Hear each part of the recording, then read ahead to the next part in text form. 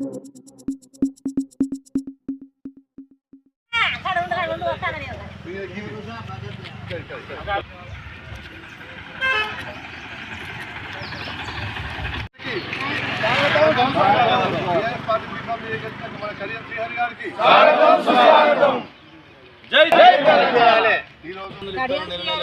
మాకు ఇస్తున్న తులం బంగారం ఏది మా ఆడపిల్లలకు ఇస్తామని ఇయ్యలేదు ఆ పైసలు కూడా. మాకు రైతు బంధు కూడా ఎత్తలేడు. 2 సంవత్సరాల కానీ మాకు రైతు బందే లేదు. మళ్ళీ పోతే ఇది ఏంటిది ఇంకోటి 2500 కూడా ఎత్తా అన్నాడు, అది కూడా లేదు మహిళలకు. అది కూడా లేదు. గ్యాస్ మొద్దులు కూడా 450 రూపాయలు ఉచితం గ్యాస్ అన్నాడు. 1050 1100 ఇస్తాను గ్యాస్ మొద్దు ఇస్తారు మాకు. అడుగుంది బీఆర్ఎస్ పార్టీలో ఉంటున్నా, బీఆర్ఎస్ పార్టీ బీఆర్ఎస్ పార్టీ అని చెప్తున్నారు కాబట్టి నువ్వు ఎలక్షన్లప్పుడు అందరికీ కూడా చెప్పి రేవంత్ రెడ్డి చెప్పింది ప్రతి ఒక్కరికి 6 గ్యారెంటీ ఇచ్చింది, 420 హామీలు ఇచ్చింది కదా.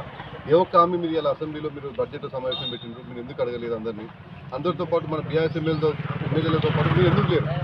మీరు ఎందుకు అడగలేదు?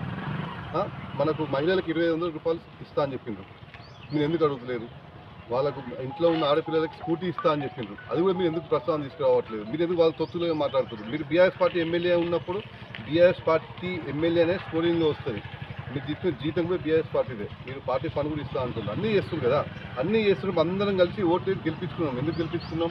మన కాన్స్టిట్యున్సీ మొత్తం కూడా డెవలప్ చేయకపోతున్నప్పుడు రేపు పొద్దుగాల కాన్స్టిట్యున్సీలో ఏ ముఖం పెట్టుకుని తిరుగుతావు?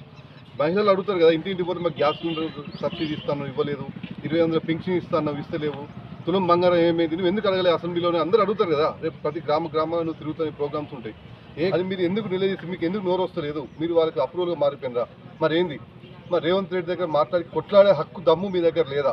మీ అందరం మీకు సపోర్ట్ చేస్తున్నాం, రండి పోదాం, అందరం కలిసికట్టుగా పోయి రేవంత్ రెడ్డి దగ్గరికి పోయి మనందరం అడుగుదాం, మన కాన్స్టిట్యూన్సీ తరఫున అడుగుదాం. అందరినీ మన ఊరి ప్రజలతో పాటు గ్రామాల ప్రతి గ్రామాల నుంచి తరలి రావడానికి సిద్ధంగా ఉన్నారు జనాలు మొత్తం. మక్కలందరూ కూడా రెడీగా ఉన్నారు. ఈరోజు మక్కల గురించి మీరు మాట్లాడుతున్నారు. ఈ రోజున మీరు ఇంతవరకు కూడా బోనస్ గురించి ఎందుకు మాట్లాడలేదు? మీరు మక్కల రేటు పెంచంగా మీరు చేస్తూ ఉంటున్నారు. బోనస్ గురించి ఎందుకు మాట్లాడలేదు?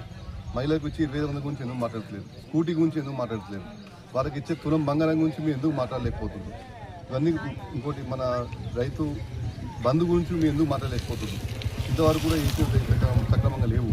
మీరు దేని గురించి ఎందుకు మాట్లాడలేకపోతుండ్రు? ఈ ఒక్క మక్కల గురించి మాట్లాడడానికి దాని గురించి మీరు భజన ఎందుకు చేసుకుంటారు? ఇదొకటి మన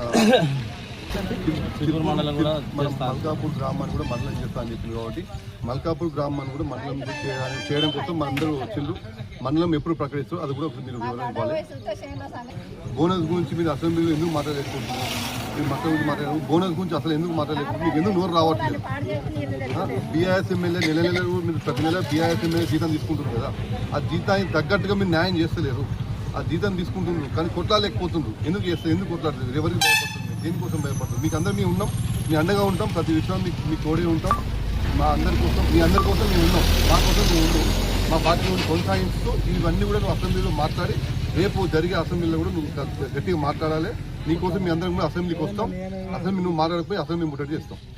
మన కడియం శ్రీహరి కూడా మన తెలంగాణ బీఆర్ఎస్ పార్టీ బీఫామ్ మీద గెలిచి చాలా కష్టపడి మీ కార్యకర్తలు అందరం ఇంటింటికి తిరిగి కూడా అక్కడ మన కేసీఆర్ గారు పెట్టిన పథకాలను కూడా మేము అందరికీ సమకూర్చి అందరి కడియం శ్రీహరి గారిని కూడా చాలా ఇబ్బందులలో కూడా గెలిపించిన అవసరం ఉన్నది, ఏర్పడ్డది. కడియం శ్రీహరి గారు కూడా గెలుపు కొనసాగుతారని అనుకున్నాం, కూడా కొనసాగలేదు. కానీ స్టేషన్ కాన్పూర్ నియోజక ప్రజలకు నేను హామీలు ఇచ్చినా, నేను గెలిపించారు కాబట్టి వాళ్ళ నమ్మకాన్ని నేను వమ్ము చేయకుండా వాళ్ళకి న్యాయం చేస్తానని చెప్పి నేను కాంగ్రెస్ ప్రభుత్వంతో కలిసి పనిచేసుకుంటూ మీకు న్యాయం చేస్తానని చెప్పి మనకు కూడా ఇప్పుడు కూడా మీరు విలేకరులు కానీ ప్రత్యేక అందరూ ఎవరు అడిగినా కూడా ఇంటర్వ్యూలలో కూడా మీరు కేసులు పెట్టినా కూడా అసలు నువ్వు అటున్నావా ఇటున్నావా, ఆ కట్టుకున్నావా ఈ కట్టుకున్నావా అని ఎన్నిసార్లు మా నాయకుడు అడిగినా కూడా ఆయన సమాధానం పూర్తిగా ఇవ్వకుండా నేను ఏదో డెవలప్ చేస్తానని మాట్లాడుతాను. అదే నువ్వు డెవలప్ అయ్యాయి మా బీఆర్ఎస్ పార్టీలో కొనసాగు.